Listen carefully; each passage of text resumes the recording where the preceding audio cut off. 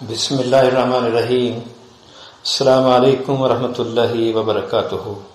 33 سال پہلے کی بات ہے جب میں ریاست واشنگٹن میں جو بحر الکاہل کے کنارے دارالحکومت واشنگٹن سے 3000 میل کے فاصلے پر واقع ہے ایک خوشحال گھرانے میں پیدا ہوا۔ والد صاحب محکمہ تعلیم میں ایک اعلیٰ عہدے پر فائز تھے۔ انہوں نے میری تعلیم کی طرف خصوصی توجہ دی، مختلف کالجوں اور یونیورسٹیوں میں علم کی پیاس بجھاتا رہا۔ 1951 عیسوی میں فل برائٹ اسکالرشپ پر ہندوستان آیا۔ اس خطے میں میرے آنے کا مقصد مختلف باشندوں کی لسانی اور تہذیبی تاریخ و روایات پر تحقیق کرنا تھا۔ یہاں 5-6 سال گزارنے کے بعد میں واپس امریکہ چلا گیا، وہاں سے کینیڈا آیا۔ یہاں مشہور مستشرق سمتھ کی زیر نگرانی مختلف مذاہب پر کام کرتا رہا۔ ریڈ انڈینز پر تحقیقی کام کر کے PhD کی ڈگری حاصل کی۔ تعلیم و تدریس کے مختلف مراحل پر 10-12 زبانیں سیکھنے کے مواقع ملے۔ انگریزی کے علاوہ عربی، فارسی، اردو، بلوچی، پشتو، براہوی، سیامی، فرانسیسی، جرمن، یونانی، سنسکرت اور ہندوستان کے دکنی باشندوں کی 4-5 بولیاں سیکھیں۔ 1959 عیسوی میں فورڈ فاؤنڈیشن کی تحریک پر پاکستان آیا تاکہ اردو زبان پر جدید انداز میں تحقیق کی جائے۔ بارکر صاحب زندگی کے اوراق پلٹتے جا رہے تھے اور میں حیرت کا مجسمہ بنا سوچ میں غرق تھا کہ کتنا محنتی ہے یہ شخص 30-32 سال کی چھوٹی عمر میں۔ اس نے علم و فن کے کتنے گہر ہائے گرام مایا اپنے دامن میں ٹانک لیے ہیں، کتنے ہی سمندر پی لیے ہیں اور ابھی تشنگی باقی ہے۔ علم کا غرور مزاج کو چھو کر بھی نہیں گیا۔ علم و فن کی باتیں ہو رہی تھیں، اس لیے ذہن میں امریکہ کے تعلیمی نظام کے متعلق سوالات ابھرنے لگے۔ تاہم بارکر صاحب نے فرمایا کہ میں نے اسلام کیوں قبول کیا؟ اسلام، وہ یہ کہہ کر خاموش سے ہو گئے۔ بھائی، ایک طویل داستان ہے، وہ اس کے دہرانے میں ایک طرح کا لطف آتا ہے، لیکن ماضی کی بے اعتدالیاں دل و دماغ میں تلخیاں گھول دیتی ہیں۔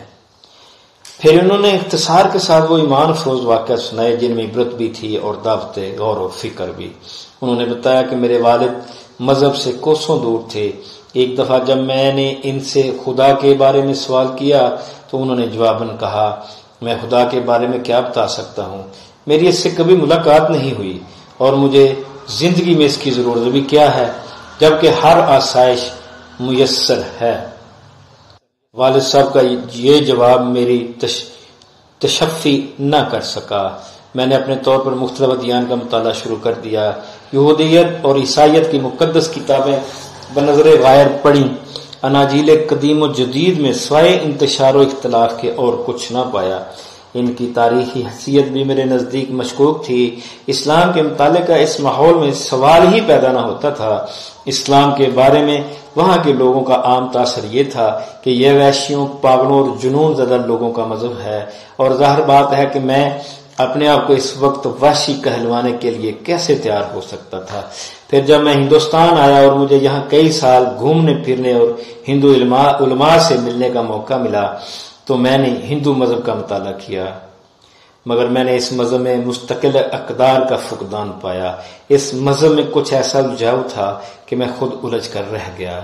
ہندوستان کے جنوب میں ایسے ہندو آباد ہیں جن کے مذہبی عقیدے کی روح سے ایک عورت کے ساتھ بیک وقت 6 سگے بھائی شادی کر سکتے ہیں اور وہ اپنے عقیدے کی بنیاد مہابھارت پر رکھتے ہیں۔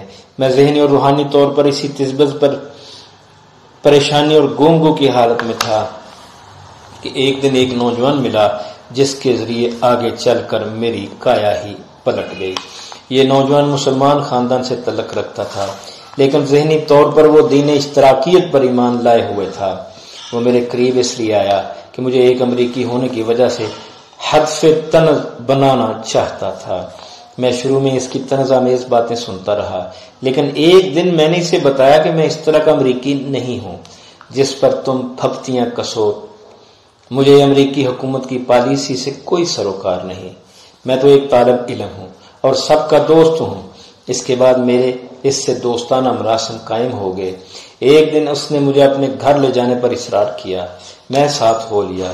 راستے میں اس نے مجھے بتایا کہ میرے والد صاحب مولوی قسم کے آدمی ہیں، مجھے ان کی باتیں اچھی نہیں لگتی کیونکہ وہ اوٹ پٹانگ گفتگو کرتے رہتے ہیں، اس لیے تم بھی ان سے زیادہ باتیں نہ کرنا ورنہ اکتا جاؤ گے۔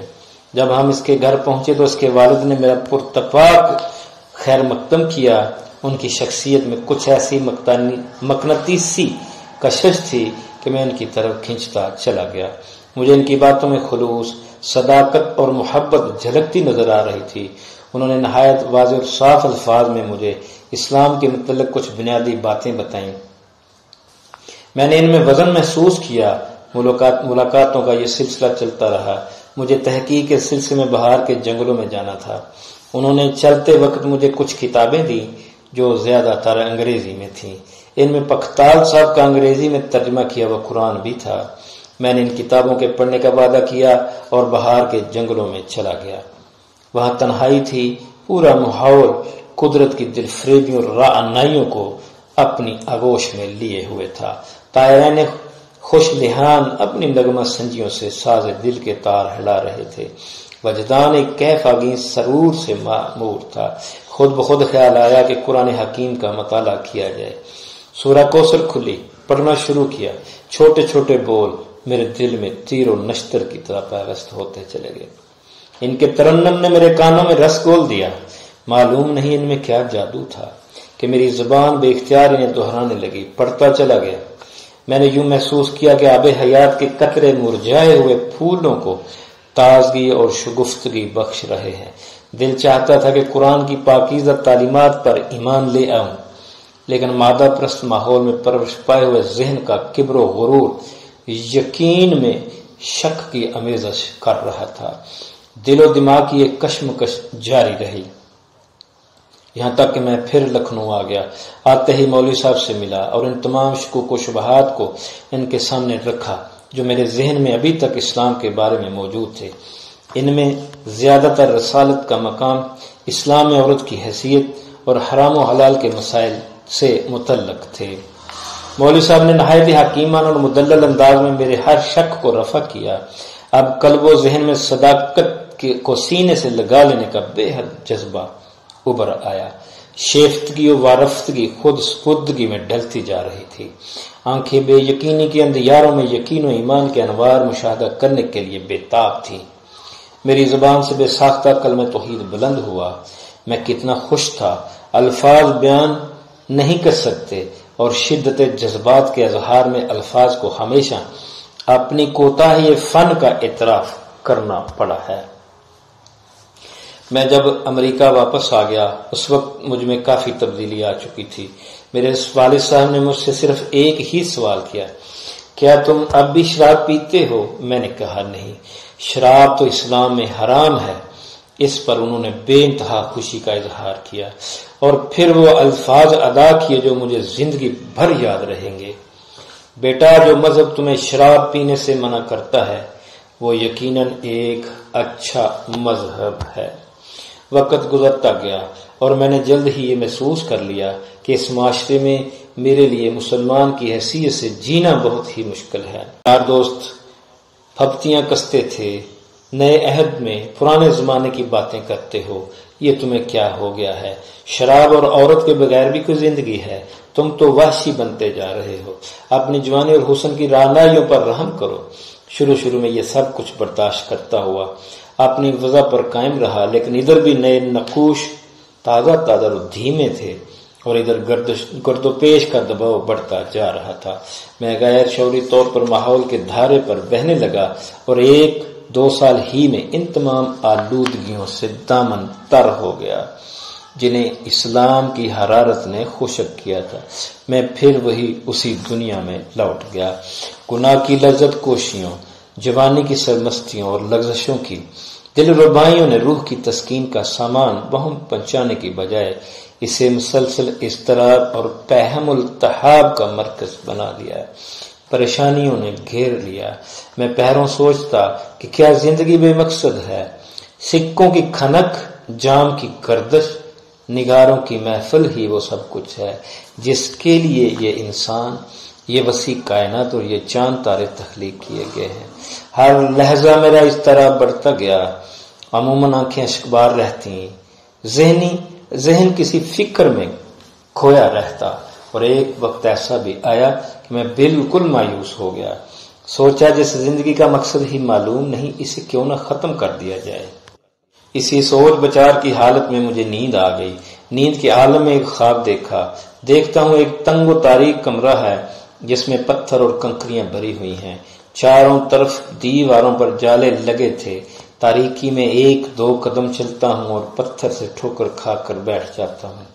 مجھ پر جنون کسی کیفیت طاری ہے. روشنی کی تلاش میں اٹھتا ہوں، گرتا ہوں اور گر کر پھر اٹھتا ہوں.